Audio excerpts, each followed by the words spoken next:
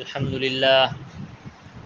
للہ وکفا وسلام علی عباده الذین اصطفى اما بعد فاعوذ باللہ من الشیطان الرجیم بسم اللہ الرحمن الرحیم وَإِذْ أَوْحَيْتُ إِلَى الْحَوَّارِينَ أَنْ آمِنُوا بِي وَبِرَسُولِي قَالُوا آمَنَّا وَاشْهَدْ بِأَنَّنَا مُسْلِمُونَ إِذْ قَالَ الْحَوَارِيُّونَ يَا عِيسَى ابْنَ مَرْيَمَ هَلْ يَسْتَطِيعُ رَبُّكَ أَنْ يُنَزِّلَ عَلَيْنَا مَائِدَةً مِنَ السَّمَاءِ قَالَ اتَّقُوا اللَّهَ إِن كُنتُم مُّؤْمِنِينَ قالوا نريد أن نأكل منها وتطمئن قلوبنا ونعلم أن قد صدقتنا ونكون عليها من الشاهدين قال عيسى ابن مريم اللهم ربنا أنزل علينا مائدة من السماء تكون لنا عيدا لأولنا وآخرنا وآية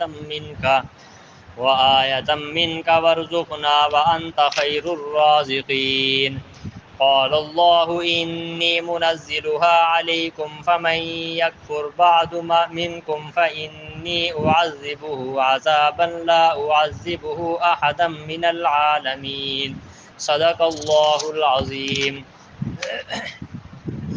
محترم دوستو، بزرگوں، کل کے درس میں آپ حضرات کے سامنے حضرت عیسیٰ علیہ السلام کے معجزات کا ذکر کر دیا تھا۔ سرور کائنات صلی اللہ علیہ وسلم نے ارشاد فرمایا کہ اللہ تعالیٰ نے جتنے انبیاء کرام علیہم السلام اس دنیا میں بھیجے ہیں، ہر نبی کو کوئی نہ کوئی معجزہ ضرور عطا فرمایا ہے، جس معجزے کو دیکھ کر لوگ نبی پر ایمان لے کر آتے رہے ہیں۔ قرآن مجید کے اندر بہت سارے انبیاء کرام علیہم السلام کے معجزات کا ذکر ہے۔ سرور کائنات صلی اللہ علیہ وسلم کے معجزات کا ذکر بھی قرآن مجید میں ہے اور احادیث طیبہ میں ہے۔ کل کے درس میں آپ حضرات کے سامنے یہ بات بھی میں نے ذکر کر دی تھی کہ معجزہ جو ہے، اہل سنت والجماعت کا عقیدہ اور نظریہ یہ ہے کہ نبی کے ہاتھ پر ایسا کام ظاہر ہو جائے جس کو عام دنیا والے نہ کر سکتے ہوں، اسے معجزہ کہا جاتا ہے۔ لیکن معجزے کے اندر ساری کی ساری طاقت اور قوت اللہ تعالیٰ کی ہوتی ہے، نبی جو ہے وہ بظاہر استعمال ہوتا ہے۔ نبی اپنی مرضی کے ساتھ معجزہ نہیں دکھا سکتا، جب اللہ تعالیٰ چاہیں تو نبی کے ہاتھ پر معجزہ ظاہر ہوتا ہے۔ اور یہ بات بھی آپ حضرات کی خدمت میں ذکر کر دی تھی کہ کرامت اس کو کہتے ہیں کسی اللہ کے ولی کے ہاتھ پر ایسا کام ظاہر ہو جائے جس کو عام آدمی نہ کر سکتا ہو، اسے کرامت کہا جاتا ہے۔ لیکن کرامت کے اندر بھی طاقت اللہ کی ہوتی ہے، ولی اپنے اختیار کے ساتھ کوئی کام نہیں کر سکتا۔ کل کے درس میں آپ حضرات کی خدمت میں یہ باتیں ذکر کر دی تھی۔ آج اللہ رب العزت نے حضرت عیسیٰ علیہ السلام کے حواریوں کا ذکر فرمایا ہے۔ حضرت عیسیٰ علیہ السلام کے جو خاص ساتھی تھے ان کو حواری کہا جاتا تھا۔ علماء کرام ارشاد فرماتے ہیں کہ عیسیٰ علیہ السلام کے خاص ساتھیوں کو حواری کیوں کہا جاتا تھا، اس کی کئی ساری وجوہات بیان فرمائی ہیں۔ ایک وجہ تو یہ بھی ارشاد فرمائی کہ حواری یحور سے بنا ہے، حور کا معنی ہوتا ہے سفید۔ عیسیٰ علیہ السلام کے یہ جو ساتھی تھے، جو ساتھ رہا کرتے تھے، ان کے رنگ سفید تھے، اس وجہ سے ان کو حواری کہا جاتا تھا۔ دوسرا مطلب علماء کرام نے یہ بیان فرمایا ہے کہ عیسیٰ علیہ السلام کے جو خاص ساتھی تھے یہ دھوبی تھے، کپڑے دھویا کرتے تھے، چونکہ کپڑوں سے میل کچیل صاف کرتے اور کپڑے صاف ستھرے ہو جایا کرتے تھے، چمک جایا کرتے تھے، اس مناسبت سے ان کو حواری کہا جاتا ہے۔ یہ دوسرا مطلب علماء نے بیان فرمایا ہے۔ تیسرا مطلب یہ بیان فرمایا ہے کہ عیسیٰ علیہ السلام کے جو حواری تھے ان کو حواری اس لیے کہا جاتا ہے کہ ان کے دل بالکل صاف تھے، جو بات دل میں ہوتی وہی زبان پر ہوتی، اور جو زبان پر ہوتی وہی عمل میں ہوتی۔ اس وجہ سے عیسیٰ علیہ السلام کے ساتھ رہنے والوں کو حواری کہا جاتا ہے کہ ان کے دل بالکل صاف تھے، جو دل میں ہے وہ زبان پہ ہے، جو زبان پہ ہے وہ عمل میں ہے، اس وجہ سے انہیں حواری کہا جاتا ہے۔ اللہ رب العزت ارشاد فرماتے ہیں وَإِذْ أَوْحَيْتُ إِلَى الْحَوَارِيِّينَ جبکہ میں نے حکم بھیجا حواریین کی طرف، ان آمنوا بی وبرسولی، کہ ایمان لاؤ مجھ پر اور میرے رسول پر۔ اللہ تعالیٰ فرماتے ہیں میں نے حواریوں کی طرف حکم بھیجا ہے کہ وہ مجھ پر بھی ایمان لے کر آئیں اور میرے رسول پر بھی ایمان لے کر آئے۔ یہاں پہ آپ حضرات یہ بات سمجھیں کہ یہاں پہ جو لفظ استعمال ہوا ہے وہ وحی کا ہے۔ وحی اس کلام کو کہتے ہیں جو اللہ کا کلام ہو اور فرشتہ لے کر نبی پر اترے، اسے وحی کہا جاتا ہے۔ اب اللہ تعالیٰ نے وحی کی طرف حواریوں کی طرف جو وحی فرمائی، اس کا کیا مطلب ہے؟ غیر نبی پر تو وحی نازل نہیں ہوتی، اور قرآن مجید کے اندر اللہ فرماتے ہیں میں نے حواریین کی طرف وحی بھیجی ہے۔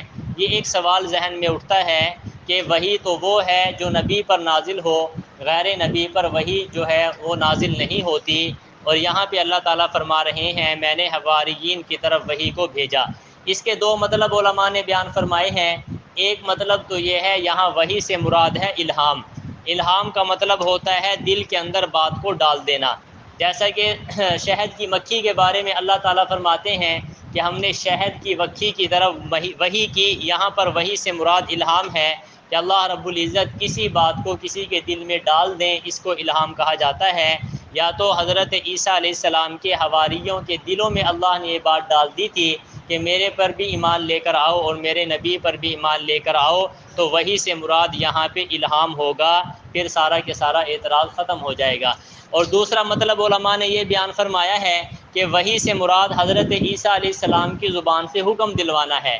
اصل کے اعتبار سے وحی عیسیٰ علیہ السلام پر نازل ہوئی تھی۔ عیسیٰ علیہ السلام نے اپنے حواریوں کو حکم دیا تھا کہ اللہ پر بھی ایمان لے کر آؤ اور مجھ پر بھی ایمان لے کر آؤ۔ آگے ارشاد فرمایا قالوا آمنا واشہد باننا مسلمون، ان حواریوں نے کہا کہ ہم ایمان لے آئے اور تو گواہ ہو جا کہ ہم فرما برداروں میں سے ہیں۔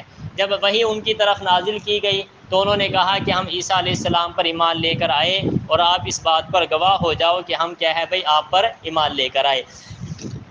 اذ قال الحواریون یا عیسیٰ ابن مریم، اگلی آیت مبارکہ کے اندر حواریین کی طرف سے ایک مطالبہ ذکر کیا جا رہا ہے۔ اللہ تعالیٰ نے عیسیٰ علیہ السلام کو معجزات عطا فرمائے۔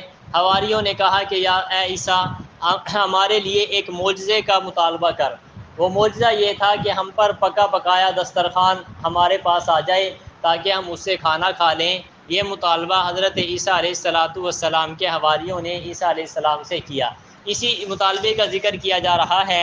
ارشاد فرمایا اذ قال الحواریون، جب کہا حواریوں نے یا عیسیٰ ابن مریم، اے عیسیٰ بن مریم، هل یستطیع ربک، کیا تیرا رب طاقت رکھتا ہے ان ینزل علینا مائدۃ من السماء، کہ اتار دے ہمارے اوپر دسترخوان آسمان سے۔ یہاں پہ مائدہ کا ذکر ہے۔ مائدہ کا معنی ہوتا ہے دسترخوان۔ اس صورت کو صورت مائدہ اسی وجہ سے کہا جاتا ہے کہ یہاں پہ مائدہ کا ذکر ہے، اس مناسبت سے اس صورت کا نام صورت مائدہ ہے۔ یہ مطالبہ عیسیٰ علیہ السلام کے حواریین نے حضرت عیسیٰ علیہ السلام کو کیا کہ ہمارے لیے اللہ سے ایک مطالبہ کر کہ اللہ تعالیٰ ہمارے لیے دسترخوان اتار دیں۔ عیسیٰ علیہ السلام فرمانے لگے قالوا اتقوا اللہ، کہا عیسیٰ علیہ السلام نے اللہ سے ڈرو، ان کنتم مؤمنین، اگر تم ایمان لانے والے ہیں، یعنی اگر تم ایمان لانے والے ہو تو پھر کسی قسم کا مطالبہ نہ کرو، اللہ سے ڈرو۔ ارشاد فرمایا قالوا نريد ان ناكل منها، وہ کہنے لگے ہم چاہتے ہیں کہ ہم کھائیں اس دسترخوان سے، وتطمئن قلوبنا، اور ہمارے دل مطمئن ہو جائیں۔